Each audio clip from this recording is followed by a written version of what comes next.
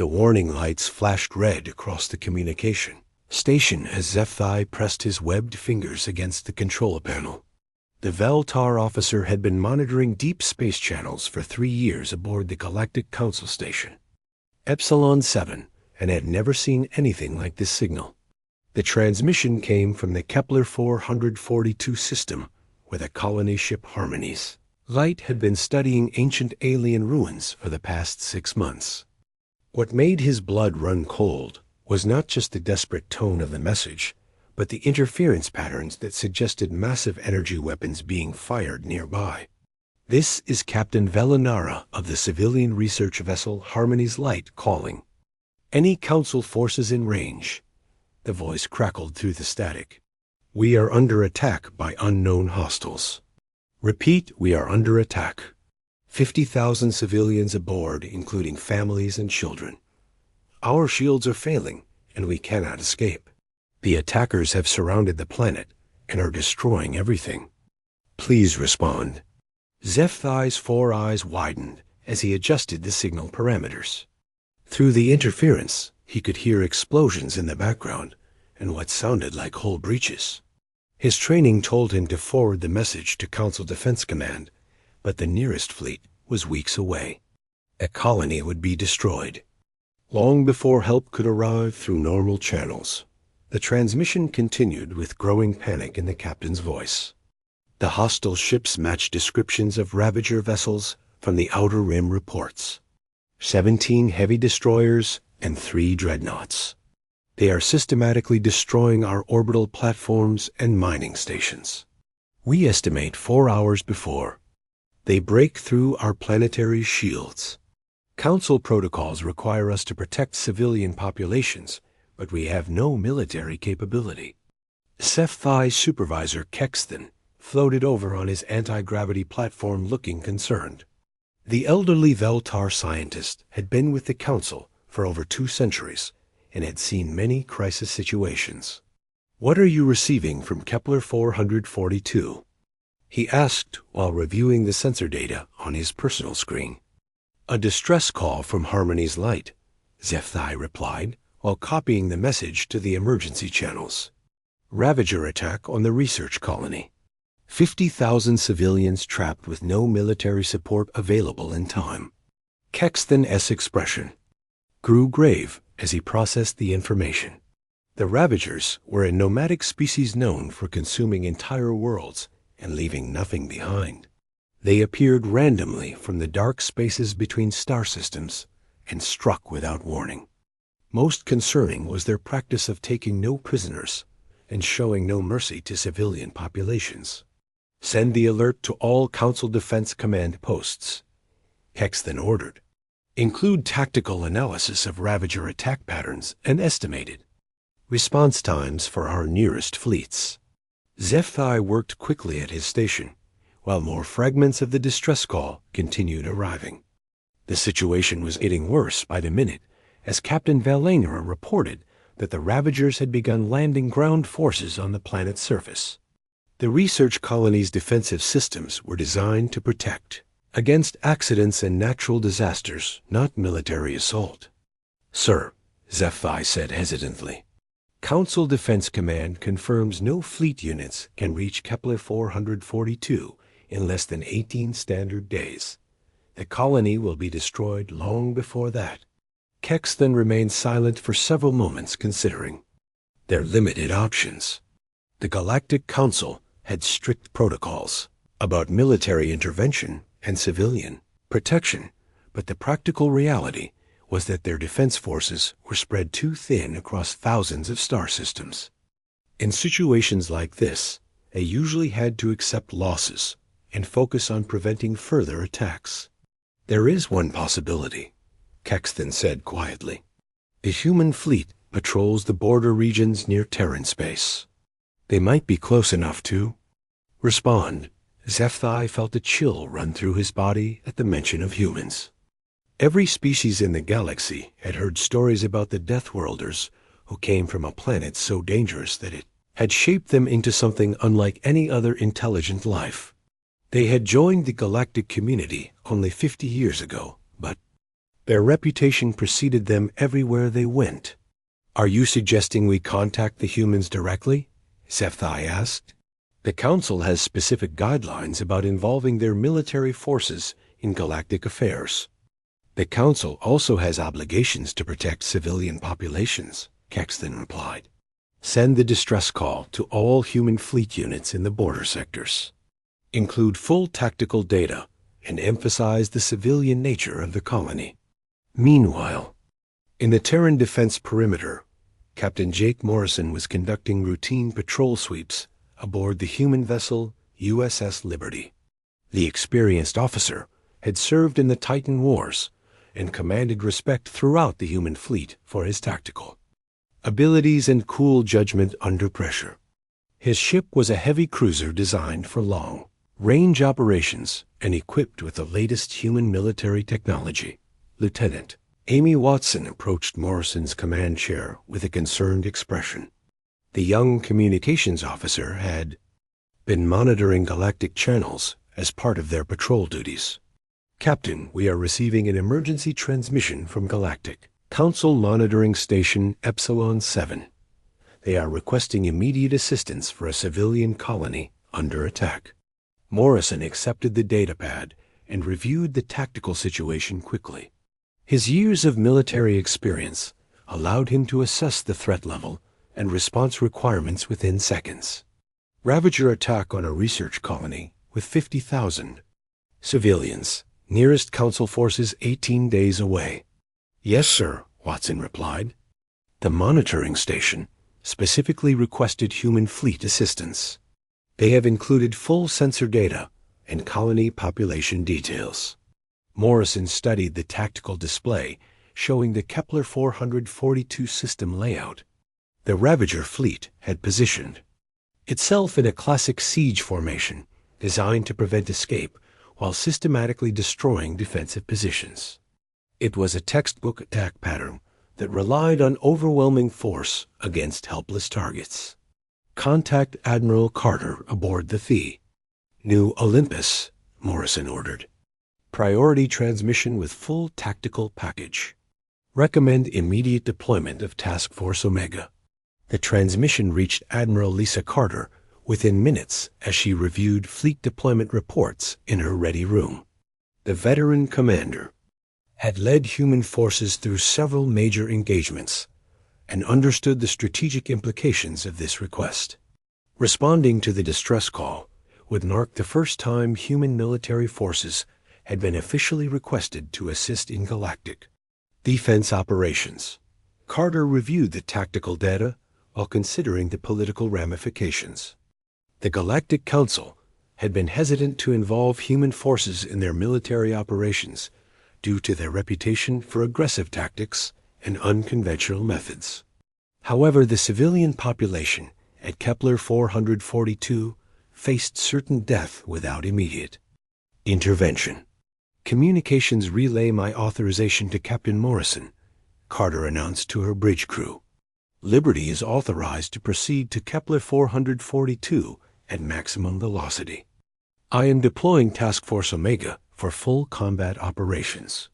The human fleet response was immediate and decisive. Within 30 minutes of receiving the distress call, Admiral Carter had authorized the deployment of 12 ships, including destroyers, cruisers, and the massive carrier vessel Midway. The task force represented humanity's most experienced deep space combat unit with crews who had proven themselves in the harshest environments imaginable. As the human ships prepared for hyperspace, their alien observers could only watch in mixture of awe and terror. The galactic community had heard stories about human military efficiency, but had never witnessed it firsthand. The speed and coordination of the response demonstrated capabilities that seemed impossible to species accustomed to lengthy deliberation and committee decisions. Captain Morrison felt the familiar sensation of hyperspace transition as the Liberty jumped toward Kepler 442. His crew moved with practiced efficiency, preparing weapon systems and tactical displays for combat operations.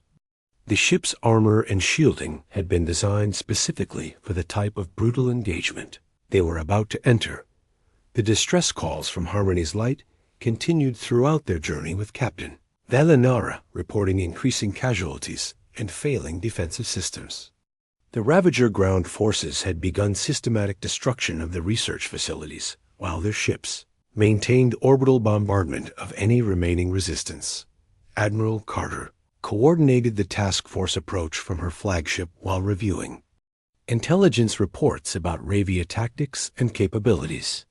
The enemy vessels were heavily armed, but designed primarily for attacking helpless targets rather than engaging military forces. This would be humanity's first major test in galactic warfare, and the outcome would determine their future role in Council defense operations. As Task Force Omega approached the Kepler 442 system, the crew members prepared themselves for the type of combat that had made humans feared throughout the galaxy. They were about to demonstrate why Deathworlders were uniquely suited for the violence that lurked in the dark spaces between the stars. The hyperspace exit of Task Force Omega was unlike anything the galactic observers had ever witnessed. 12 human warships materialized from the void in perfect formation with their weapons already powered and targeting systems active. Admiral Carter had coordinated the jump to bring her fleet directly into optimal attack position, while the Ravager ships were still focused on bombarding the helpless colony below. Commander Ryan Brooks monitored the tactical displays from his position aboard the cruiser Dakota, while rapidly analyzing enemy ship positions and movement patterns. His years of experience in asteroid belt conflicts had taught him to read three-dimensional battlefields in ways that most galactic species found impossible. The Ravager formation was designed to overwhelm civilian targets, but left critical vulnerabilities against coordinated military response. 17 heavy destroyers in siege formation around the planet, Brooks reported through the fleet communication channel. 3 dreadnoughts maintaining high orbit for orbital bombardment. They have positioned themselves to prevent escape, but their formation leaves gaps in mutual fire support. Lieutenant Commander Amy Watson launched her fighter squadron from the carrier Midway while coordinating with the other pilots through encrypted tactical channels. The human fighters moved with precision that demonstrated their unique understanding of vacuum combat operations. Unlike galactic military forces that preferred long-range energy exchanges, the human approach emphasized speed and maneuverability in close-quarters engagement. Captain Morrison brought the Liberty into weapons range, while his crew prepared for a type of brutal combat that had made human forces legendary. The ship's armor plating had been designed to withstand punishment that would destroy most galactic vessels, while maintaining offensive capability throughout sustained engagement. His tactical display showed Ravager ships beginning to react to the human arrival, but their response was slow and confused. The first salvo from human weapons demonstrated the difference between civilian bombardment and military precision. Morrison's gunners targeted the nearest Ravager destroyer with concentrated fire that punched through its shields and hull plating in seconds. The enemy vessel had been designed to intimidate helpless colonists, not survive engagement with purpose-built warships operated by experienced combat crews. Commander Sarah Phillips aboard the destroyer Montana executed a maneuver that baffled both human allies and Ravager enemies. Her ship accelerated directly toward the planet using the gravity well to slingshot around the world while maintaining accurate fire on 2 enemy vessels simultaneously. The tactic required spatial awareness and timing that came naturally to humans who had evolved on a world where 3-dimensional thinking meant survival. The Ravager response was immediate, but poorly coordinated. Their ships had been positioned to prevent civilian escape and maintain bombardment efficiency rather than defend against military attack. Captain Morrison watched their formation begin to collapse as individual vessels attempted to reposition while maintaining fire on both the human fleet and the colony below. Watson's fighter squadron demonstrated human combat doctrine at its most effective. Instead of the standard galactic approach of maintaining safe distances, her pilots closed to knife fighting range, where their superior maneuverability could be used against larger targets. The fighters moved through the enemy formation like a pack of predators, picking apart their prey with coordinated strikes against critical systems. The battle reached its first turning point when Admiral Carter ordered concentrated fire against the lead Ravager dreadnought. The massive enemy vessel had been coordinating the attack on the colony, but found itself under assault from 3 human cruisers simultaneously. The ship's shields flared and collapsed under the sustained barrage, while its return fire struck. Human armor designed to absorb such punishment below on the planet's surface. The alien civilians watched through the colony's observation ports as the space battle raged overhead. Dr. Kex, Finn, pressed his face against the reinforced glass, while explosions lit up the darkness above. The elderly Veltar scientist had studied human military capabilities in theoretical terms, but witnessing their combat effectiveness firsthand was both terrifying and inspiring.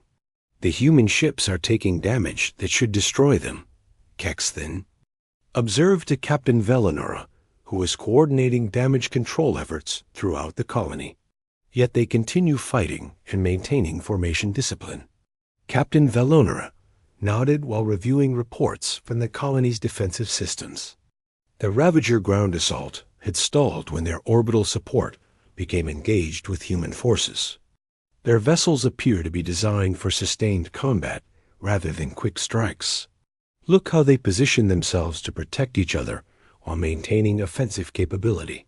The tactical display in the colony command center showed human ships moving through the Ravager formation with what appeared to be reckless aggression, but was actually carefully calculated risk assessment. Each human vessel knew exactly how much damage it could absorb while continuing to function effectively in combat operations.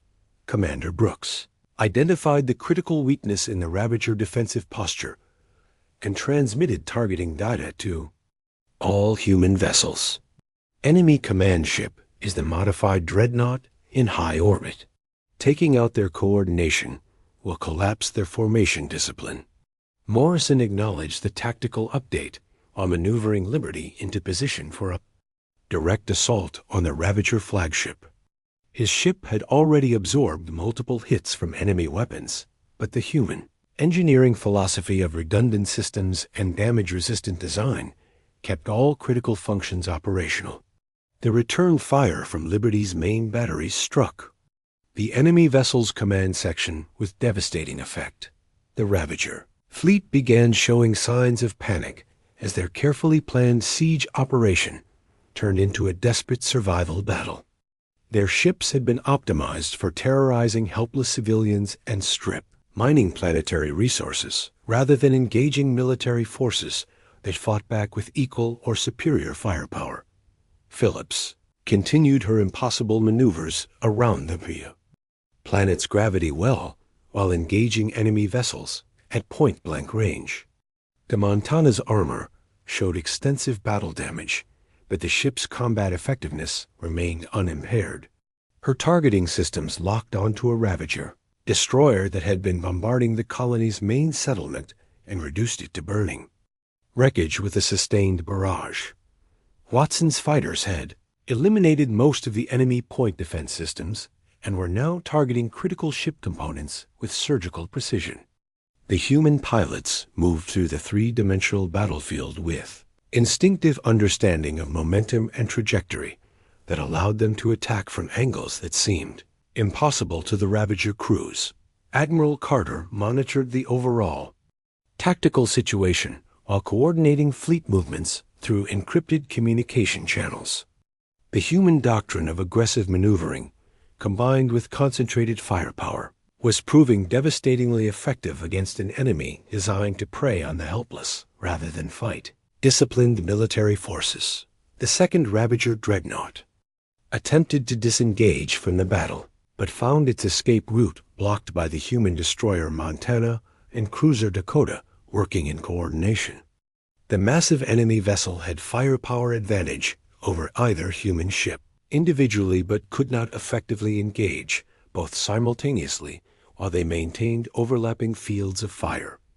Morrison brought Liberty alongside the Ravager flagship in a maneuver that demonstrated human understanding of close-quarter space combat. The two vessels exchanged fire at ranges where shields were ineffective and armor plating became the primary defense. The human ship's design philosophy of maximum protection for crew and critical systems proved superior to Ravager construction optimized for intimidation and resource extraction. The tide of battle turned decisively when Carter ordered the deployment of boarding parties.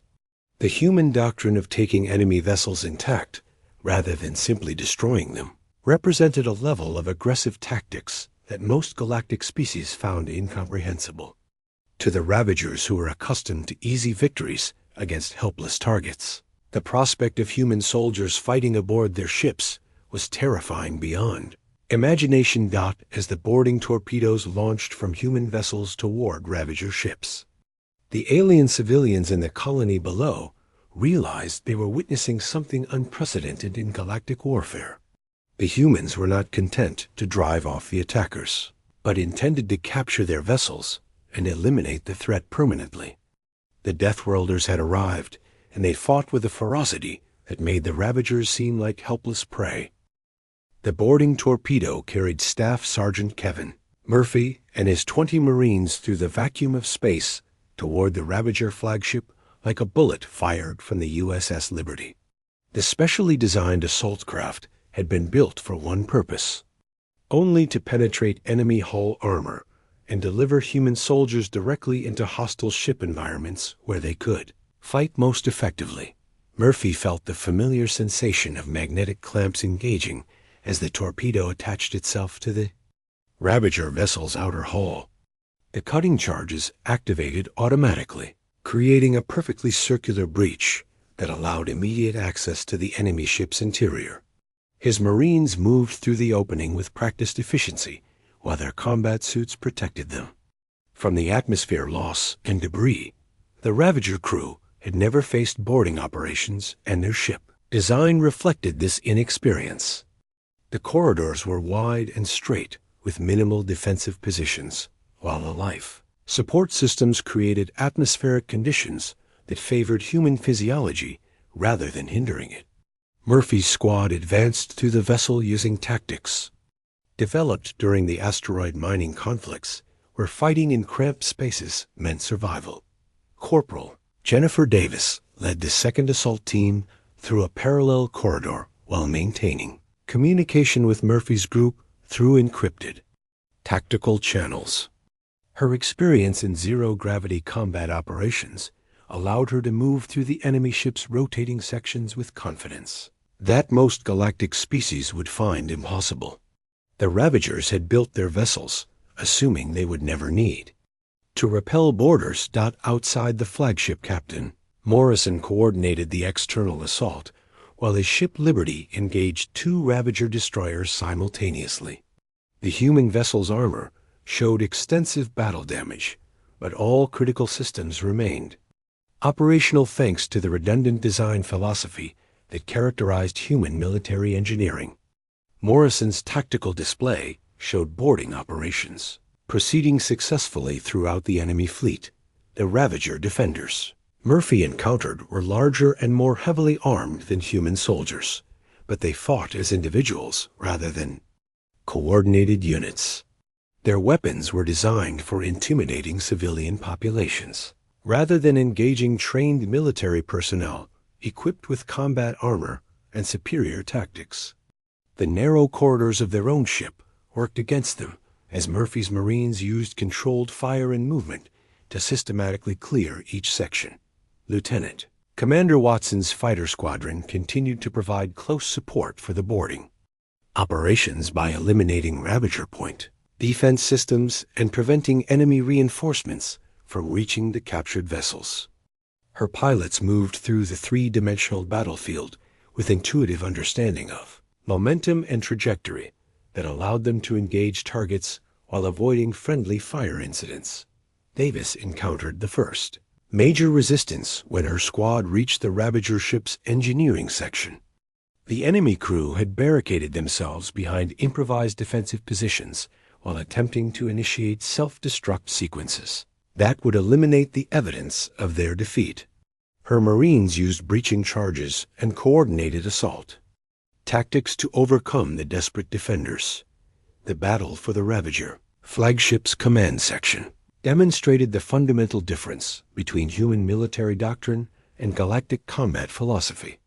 Murphy's Marines fought as a coordinated unit where each soldier understood their role in the larger tactical picture, while the Ravager crew responded with individual panic and uncoordinated resistance. Commander Brooks monitored the boarding operations from his position aboard the cruiser Dakota while engaging enemy vessels in the outer system. His tactical analysis revealed that Ravager ship design prioritized cargo capacity and intimidation value over defensive capability. The enemy vessels were essentially armed transports rather than purpose-built warships. The human advantage became most apparent in the close-quarters combat that characterized shipboarding operations. Murphy's Marines had trained extensively in zero-gravity and confined space tactics, while the Ravager crew had never conceived of fighting aboard their own vessels.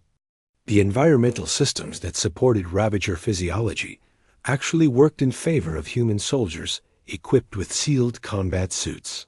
Commander Phillips continued her impossible maneuvers around the planet, while the Montana engaged multiple enemy vessels in rapid succession. Her ship's battle damage was extensive, but the human engineering philosophy of maximum survivability kept all weapon systems operational. The Ravager destroyers found themselves unable to match human tactical flexibility and damage resistance. Admiral Carter received reports from all boarding teams while coordinating overall fleet movements through the tactical display aboard the new Olympus. The simultaneous assault on multiple enemy vessels represented a level of military coordination that most galactic species considered impossible. Human doctrine emphasized aggressive tactics that achieved decisive results rather than prolonged. Engagements. Murphy reached the Ravager flagship's command center after fighting through 6 decks of desperate resistance.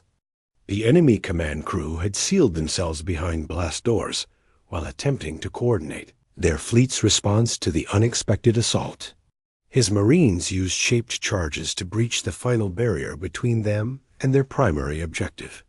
Capture of the Ravager fleet commander marked the turning point of the entire engagement. Davis secured the engineering sections of 2 enemy destroyers while preventing self-destruct activation that would have eliminated valuable intelligence. The human boarding doctrine of taking prisoners and capturing equipment intact provided tactical advantages that destruction alone could never achieve.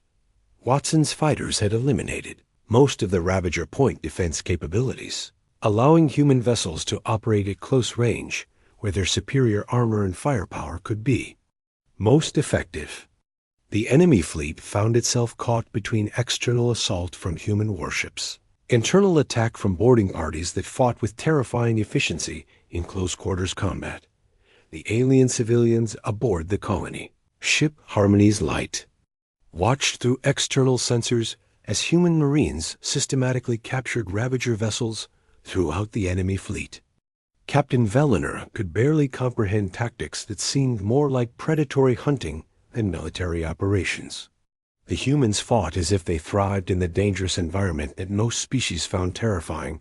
Dr. Kex Finn observed boarding operations through the colony's sensor array while taking detailed notes for his eventual report to the Galactic Council.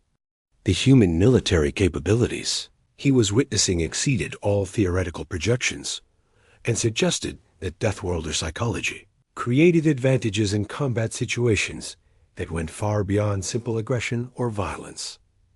Murphy's interrogation of the captured Ravager commander revealed intelligence that changed the entire tactical situation. The attack on Kepler 442 had been merely a scouting mission for a much larger invasion force approaching from the dark spaces beyond the galactic rim. The main Ravager swarm consisted of over 300 vessels targeting the heavily populated Centauri sector. The captured Ravager vessels provided detailed information about enemy fleet composition and tactical doctrine that would prove invaluable in the larger conflict ahead. Davis had secured the engineering databases, while Murphy obtained command protocols that revealed Ravager strategic objectives and operational timelines. Commander Brooks analyzed the intelligence while coordinating salvage operations on the captured enemy ships. The human technical teams rapidly learned to operate Ravager systems through a combination of intuitive problem-solving and aggressive experimentation that most galactic species would consider reckless, but which produced immediate practical results. Captain Morrison brought liberty alongside the captured flagship, while his crew prepared to transfer the high-value prisoners to secure detention facilities. The human vessel had absorbed significant battle damage during the engagement, but remained fully operational thanks to design principles that prioritized crew survival and mission completion over aesthetic considerations. As the immediate battle concluded, Admiral Carter realized that humanity had just demonstrated military capabilities that would fundamentally change their relationship with the Galactic Council. The boarding operations had succeeded beyond all tactical projections, while providing intelligence about a threat that endangered the entire galactic community. The Ravager survivors who escaped the battle carried with them terrifying reports about Deathworld soldiers who fought in environments that should have been impossible for any intelligent species. The humans had not simply defeated the Ravager attack force, but had captured their vessels and turned their own weapons against them with ruthless efficiency that suggested capabilities far beyond what the galactic community had previously understood. Admiral Carter established her temporary command post aboard the rescued colony ship Harmony's Light, while her technical teams worked to extract every piece of useful information from the captured Ravager vessels.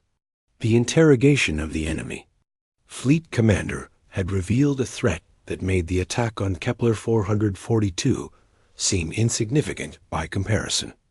A massive invasion force was approaching the galactic rim with enough ships to overwhelm any conventional defense.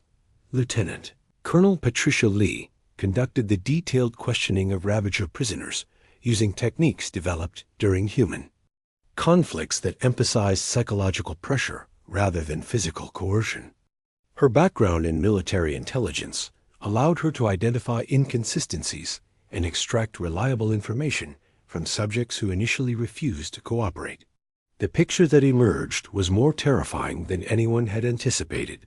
The Ravager swarm consisted of over 300 vessels, ranging from massive dreadnoughts to fast attack craft, all coordinated under a single command structure that had consumed dozens of civilizations throughout their journey from the dark spaces beyond known space. Their target was the Centauri sector, where billions of civilians from dozens of species lived in relative peace under Galactic Council protection. Captain Morrison volunteered the Liberty for a reconnaissance mission that would take his ship deep into the void between star systems where the main Ravager force was approaching.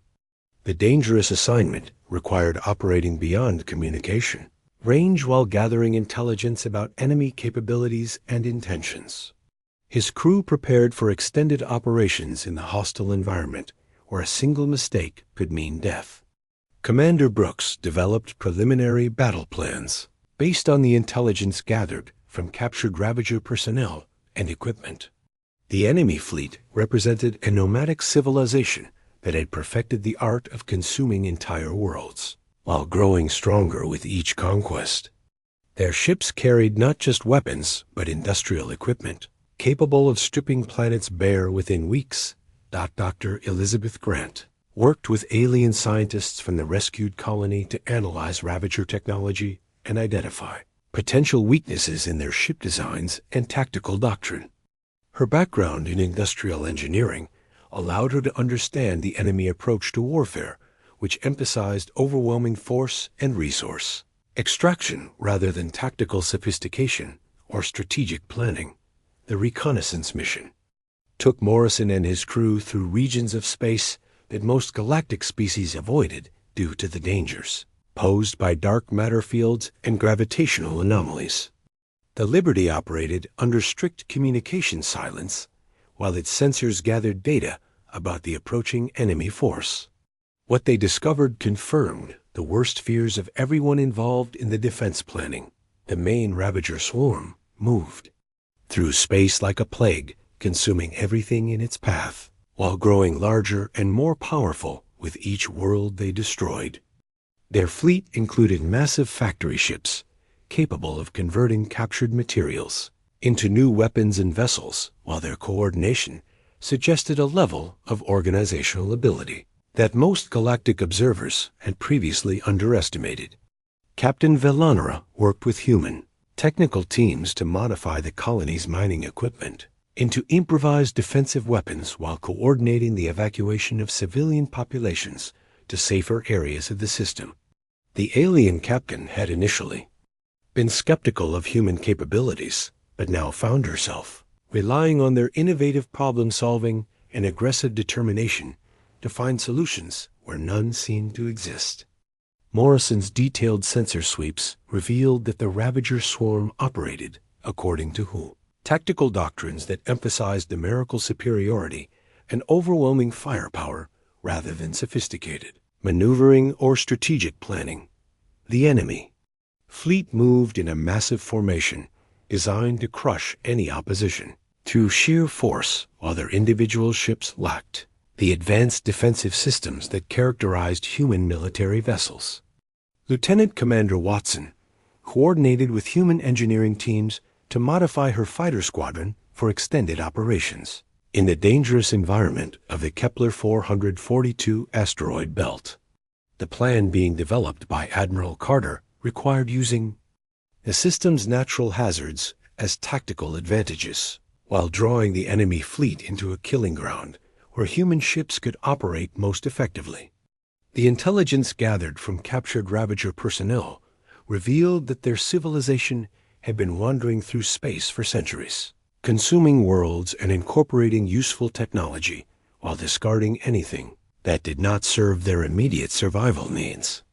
They had encountered dozens of spacefaring species, but had never faced opposition that could match their military capabilities until now. Dr. Grant's analysis of Ravager equipment showed that their weapons and defensive systems were designed for attacking helpless targets rather than engaging military forces that could fight back effectively. The enemy ships carried massive firepower, but lacked the sophisticated defensive systems and damage control capabilities that allowed human vessels to survive extended combat operations. Commander Phillips prepared the Montana for the type of close-range combat that would characterize the upcoming battle, while her crew made modifications to the ship's armor and weapon systems based on lessons learned from the initial engagement. A human approach to warfare emphasized adaptability and continuous improvement rather than rigid adherence to established doctrine. The evacuation of civilian populations from the inner system proceeded under human military protection, while Captain Morrison's reconnaissance reports provided increasingly detailed information about enemy capabilities and movement patterns. The Ravager swarm approached through the dark spaces between stars, like a massive predator hunting for its next meal. Admiral Carter coordinated with the Galactic Council through long-range communications, while emphasizing that the threat posed by the Ravager swarm exceeded anything the galaxy had previously faced. The enemy force represented not just military conquest, but complete extinction for any civilization that failed to resist effectively. Human involvement had changed from assistance to absolute necessity for survival. The tactical situation required using every advantage that human military doctrine could provide, while accepting risks that most galactic species would consider suicidal. Carter's battle plan involved drawing the massive enemy fleet into the asteroid belt, where Superior human maneuvering and tactics could compensate for overwhelming numerical disadvantage. Morrison's final reconnaissance report before returning to the main fleet confirmed that the Ravager swarm would arrive within 72 hours, and that their formation suggested immediate assault on the system's inhabited worlds. The enemy showed no interest in negotiation or limited objectives, but intended complete destruction of everything they encountered. The human technical teams completed their modifications to colonial mining equipment, while Dr. Grant coordinated the placement of improvised weapons throughout the asteroid belt. The plan required precise timing and coordination between multiple elements, but offered the only realistic chance of stopping an enemy force that outnumbered human ships by more than 20 to 1. Captain V. Lanera observed human preparations with growing amazement at their ability to find tactical solutions in seemingly impossible situations. The Deathworld psychology that made humans feared throughout the galaxy also gave them advantages in desperate circumstances, where other species would simply accept defeat and hope for mercy that would never come. Staff Sergeant Murphy prepared his Marines for boarding operations that would be conducted under conditions far more dangerous than their previous success against the Ravager scouting force.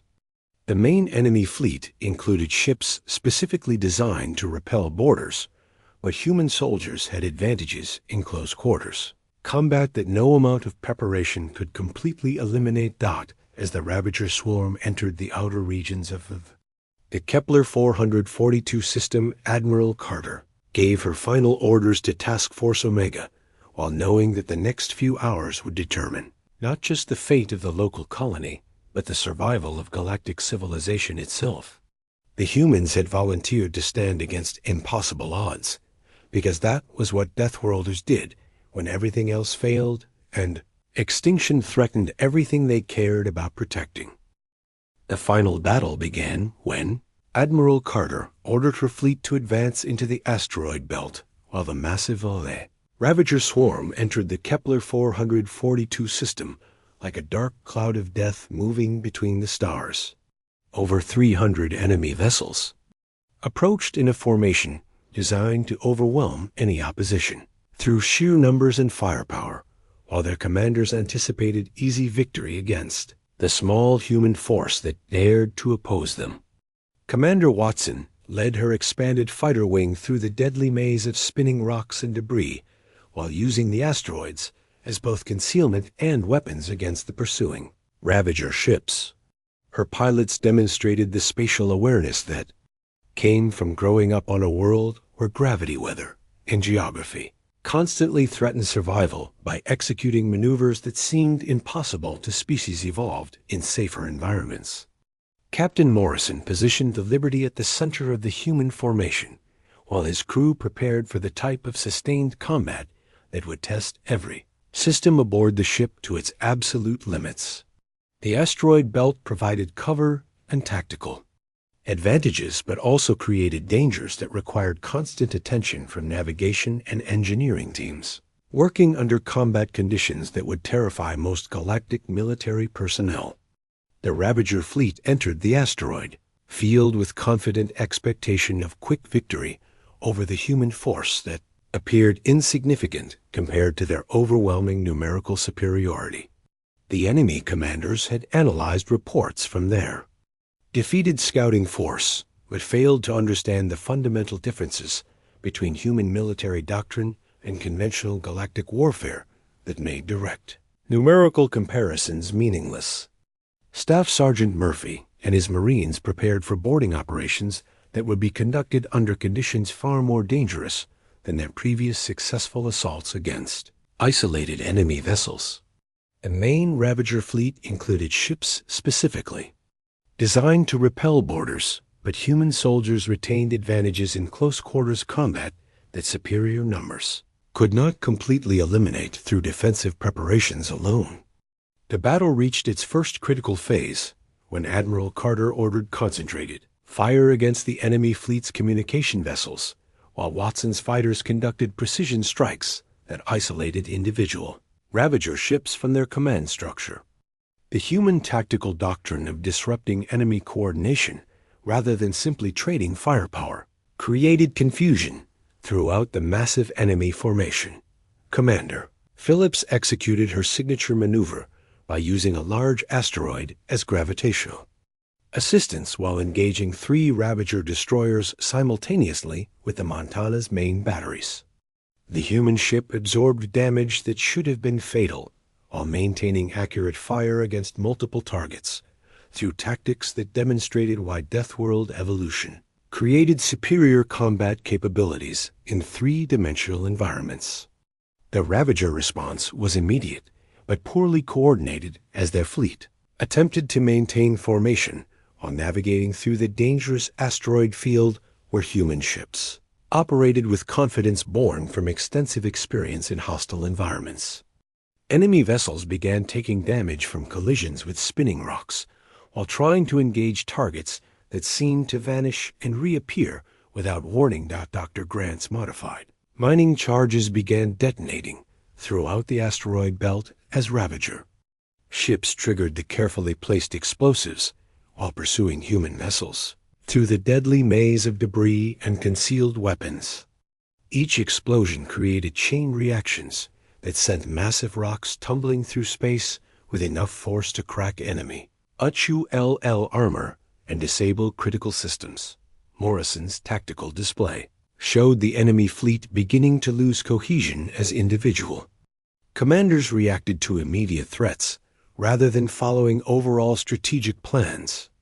The Ravager doctrine that emphasized overwhelming force worked effectively against stationary targets, but proved inadequate. When facing mobile enemies operating in complex 3-dimensional terrain, they favored superior maneuvering abilities. The turning point came when Captain Morrison executed the maneuver that would become known throughout galactic military academies as the Liberty Gambit. His ship loaded with the largest collection of modified mining charges that Dr. Grant had prepared accelerated directly toward the Ravager flagship through a field of asteroids that should have destroyed any vessel attempting such a suicidal approach. Watson's fighter squadron provided escort for Morrison's assault by clearing a path through enemy point defense systems while her pilots conducted attacks that required flying between spinning asteroids at velocities that would have been impossible for most galactic species. The human fighters moved through the 3-dimensional battlefield like a pack of predators coordinating their attacks with instinctive understanding developed through evolution on a hostile world. The explosion when Morrison's cargo of mining charges detonated against the Ravager flagship created a fireball visible throughout the system while sending debris cascading through the enemy formation in a chain reaction that destroyed dozens of vessels and scattered the remainder of their organized attack. The human captain had sacrificed his ship to deliver a blow that crippled enemy coordination and morale simultaneously. Murphy's boarding parties struck throughout the confused enemy fleet while Ravager ships struggled to maintain formation and coordinate their response to attacks coming from multiple directions simultaneously. The human Marines fought aboard enemy vessels with ruthless efficiency, while their opponents discovered that superior numbers meant nothing in confined spaces where training and experience determined survival. Admiral Carter coordinated the final phase of the battle from her flagship, while human technical teams rapidly learned to operate, captured Ravager vessels, and turned their weapons against their former fleet.